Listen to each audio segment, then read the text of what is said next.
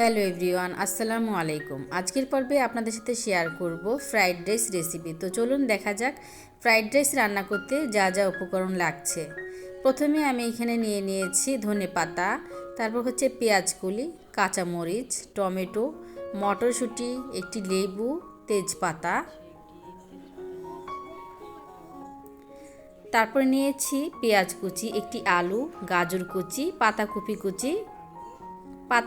বাঁধাকপি দুটোটাই কিন্তু এক হয়ে থাকে, তো পরিমাণ মতো বাঁধাকপি কুচি নিয়েছি। চিকেন, এখানে কিন্তু হাড় ছাড়া চিকেন নিয়েছি।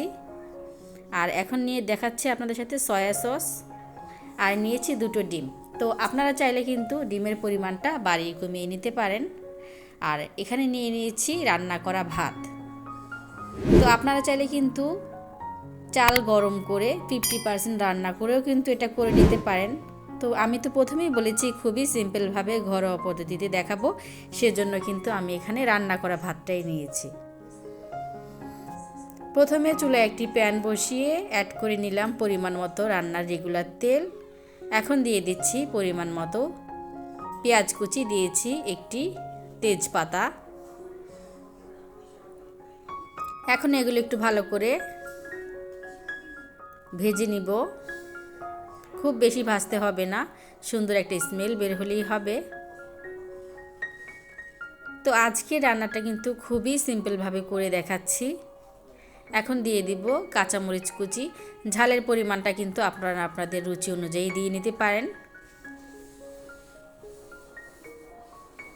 আমি এখানে পরিমাণ মতো কাঁচামরিচ কুচি অ্যাড করে দিয়েছি। এখন দিয়ে দিব মটরশুঁটিগুলো কিন্তু আমার ফ্রোজেন করা ছিল ফ্রিজে। তো আপনারা চাইলে কিন্তু তাজা মটরশুঁটিগুলো দিয়ে নিতে পারেন। তো মটরশুঁটিগুলো একটু হালকা করে ভেজে নিব।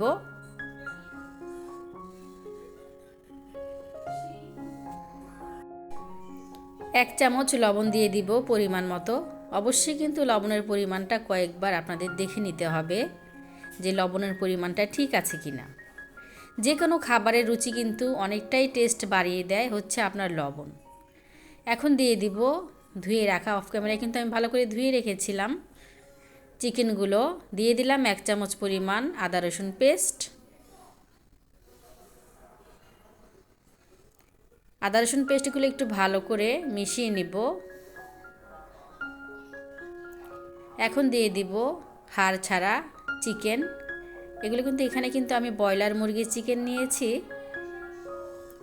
অবশ্যই মাংসগুলো যাতে হাড় ছাড়া হয়ে থাকে সেদিকে লক্ষ্য রাখবেন, এতে করে কিন্তু খেতে ভীষণ ভালো লাগবে। এখন চিকেনগুলো একটু ভালো করে কষিয়ে নিব, তারপর ঢাকা দিয়ে রেখে দিব 10 মিনিটের জন্য। তো 10 মিনিট পর ফিরে এসেছি। দেখুন আমার চিকেন থেকে কিন্তু অনেকটাই কিন্তু পানি বের হয়ে এসেছে। এক্সট্রাভাবে কোনো পানি আমাকে এখানে ইউজ করতে হয়নি,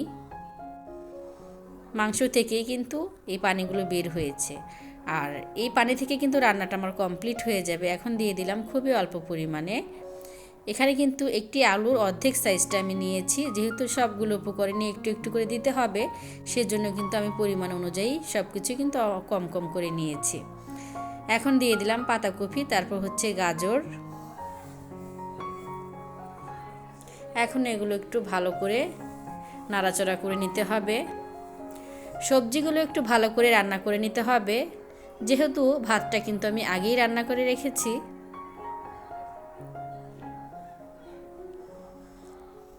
এখন দিয়ে দিব 1 চামচ পরিমাণ সয়া সস। এটা হাতের কাছে থাকলে দিতে পারেন, তা না হয়তো আপনারা স্কিপ করতে পারেন। এখন এগুলো একটু ভালো করে মিশিয়ে নিব। বিশেষ করে সবজিটা যত পরিমাণে কষাবো ততই কিন্তু রান্নাটা খেতে ভালো লাগবে। এখন দিয়ে দিলাম এখানে টমেটো কুচি। তারপর দিয়ে দিচ্ছি হচ্ছে পেঁয়াজগুলির সাইজটা একটু ছোট ছোট করে কেটে নিতে হবে, এতে করে কিন্তু এটা সবজির সাথে মিশে যাবে। তো অবশ্যই কিন্তু এখানে পেঁয়াজগুলি, যেহেতু এখন সিজন অনুযায়ী কিন্তু পেঁয়াজগুলিটা অবশ্যই ইউজ করবেন।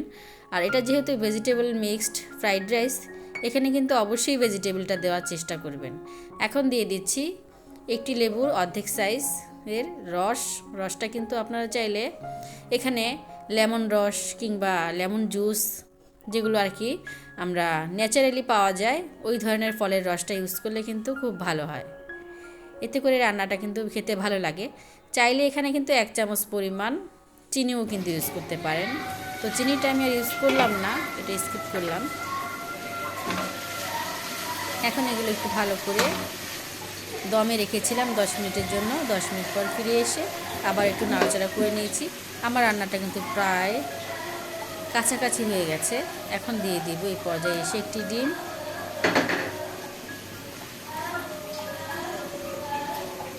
ডিমটা দেওয়ার কারণে কিন্তু রান্নাটা খুবই সফট এবং স্মুথ হয়ে যাবে।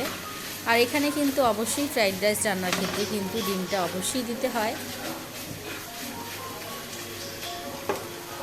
তো ডিমটা দিয়ে আমি একটু ভালো করে নাড়াচাড়া করে নিব। এই রান্নাটা কিন্তু অনেকেই অনেকভাবে করে নিতে পারে, যে কোনো ধরনের সবজি কিংবা যে কোনো ধরনের আইটেম দিয়েও কিন্তু এটা করে নেওয়া যায়, যে কোনো ধরনের চাল দিয়েও কিন্তু এটা করে নেওয়া যায়। এখন আমি এই পর্যায়ে এসে দিয়ে দিলাম রান্না করে রাখা ভাতগুলো। ভাতগুলো এমনভাবে মেশাতে হবে যেন প্রত্যেকটি সবজির সাথে মশলার সাথে কিন্তু এটা ভালো করে সেট হয়ে যায়। আর সময় নিয়ে কিন্তু কাজটা করতে হবে, যেহেতু ফ্রাইড রাইস এখানে কিন্তু রান্না করার কিছু নেই, সম্পূর্ণ রান্নাটাই কিন্তু কমপ্লিট হয়ে যাবে কিছুক্ষণ সময়ের মধ্যে। এখন এগুলোকে ভালো করে আমি একসাথে করে রেখে দিব 10 মিনিটের জন্য। তো 10 মিনিট পর ফিরে এসেছি, দেখুন আগের থেকে কিন্তু কালারটা চেঞ্জ হয়ে গেছে। ফ্রাইড রাইস দিয়ে রান্নার পর এটা কিন্তু সম্পূর্ণভাবে দমে রেখে দিতে হবে, এতে করে খুব সুন্দর একটা স্মেল বের হবে আর খুবই সফট এবং ফ্লাফি হয়ে যাবে। এখন এই পর্যায়ে এসে আমি দিয়ে দিলাম বাটারটা কিন্তু আমার ফ্রোজেন করা ছিল ডিপ ফ্রিজে। তো এটা আমি ভাতগুলোর নিচে কিন্তু দিয়ে দিলাম, এতে করে কিন্তু এটা গলে নিচের দিকে চলে যাবে আর নিচ থেকে কিন্তু খুব সুন্দর একটা স্মেল বের হবে। এতে করে কিন্তু ফ্রাইড রাইস রান্নাটা খেতেও কিন্তু খুব ভালো লাগবে। উপর থেকে ছড়িয়ে দিলাম ধনিয়া পাতা। তো ধনিয়া পাতা দেওয়ার কারণে কিন্তু খুব সুন্দর একটা স্মেল বের হবে। এভাবে আমি রেখে দিব, ভালো করে একটু নাড়াচাড়া করে আমি ঢাকা দিয়ে রেখে দেব প্রায় 10 মিনিটের জন্য। এভাবেই কিন্তু দমে থেকে রান্নাটা প্রায় কমপ্লিট হয়ে যাবে। তো ফিরে এসেছি, দেখুন আমার রান্নাটা কিন্তু খুব ভালো সুন্দর করে কমপ্লিট হয়ে গেছে। এখন আমি আপনাদের সাথে ডেকোরেশন করে দেখিয়ে দিচ্ছি। রান্নাটা কিন্তু খুবই ঝরঝরে এবং স্মুথ হয়েছে। তো ভয়েসটা দিয়েছিলাম খাওয়ার পরই, কারণ সবগুলো রান্নাই তো আগে হয়ে থাকে।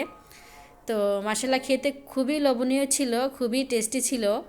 আর শেষের দিকে যে বাটারটা দিয়েছি এই জন্য কিন্তু খুব সুন্দর একটা স্মেল বের হয়েছিল। অবশ্যই চেষ্টা করবেন এখানে বাটার কিংবা হাতের কাছে যদি ঘি থাকে ঘিটা দেওয়ার জন্য, এতে করে কিন্তু খুব সুন্দর একটা স্মেল বের হবে, খেতেও কিন্তু খুব ভালো লাগবে। আর এখন উপর থেকে ছড়িয়ে দিচ্ছি আপনার এখানে সালাদগুলো দিয়ে আমি জাস্ট সাজিয়ে নিলাম। আপনারা চাইলে কিন্তু যে কোনোভাবেই কিন্তু সাজিয়ে নিতে পারেন। আজকের মতো এখানেই বিদায় নিচ্ছি, ফিরে আসবো নতুন কোনো রেসিপি নিয়ে। আসসালামু আলাইকুম, আল্লাহ হাফেজ।